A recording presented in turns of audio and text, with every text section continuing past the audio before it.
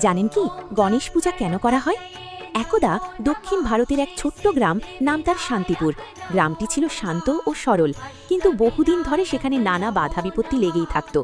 কখনো ফসল নষ্ট হতো, কখনো রোগব্যাধি ছড়াতো, আবার কখনো অকারণে মানুষের মধ্যে কলহ সৃষ্টি হতো। গ্রামের প্রবীণ ব্রাহ্মণ দেবদত্ত শাস্ত্রী একদিন গভীর ধ্যানে উপলব্ধি করলেন, যেখানে শ্রী গণেশের পূজা হয় না সেখানে কাজের শুরুতেই বাধা আসে।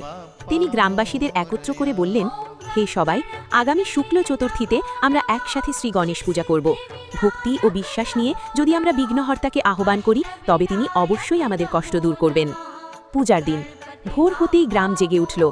চারদিকে ধূপের গন্ধ, ঢাকের শব্দ, ফুলের তোড়া আর আলপনায় সাজানো উঠোন। কুমোরপাড়া থেকে আনা হলো অপূর্ব সুন্দর একটি শ্রী গণেশ মূর্তি। হাতিতে মুখ, এক দন্ত, বড় বড় করুণ চোখে, যেন তিনি নিজেই ভক্তদের দিকে তাকিয়ে আছেন। সবাই মিলে উচ্চারণ করল, ওং গং গণপতায়ে নমঃ। দেবদত্ত শাস্ত্রী যখন মোদক নিবেদন করলেন, ঠিক সেই মুহূর্তে এক আশ্চর্য ঘটনা ঘটল। পূজাস্থলের বাতাস ভারী হয়ে উঠল, আর যেন এক অদৃশ্য কণ্ঠ শোনা গেল, হে ভক্তগণ, তোমাদের নিষ্ঠা আমাকে প্রসন্ন করেছে।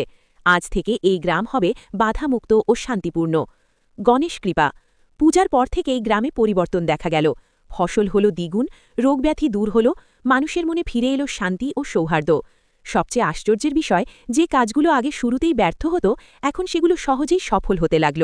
গ্রামবাসীরা বুঝে গেল, যেখানে ভক্তি আছে সেখানে শ্রী গণেশের কৃপা অবশ্যম্ভাবী।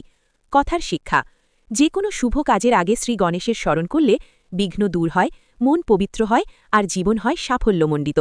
জয় শ্রী গণেশ। বিঘ্নহর্তা গণপতি বাপ্পা মোরিয়া।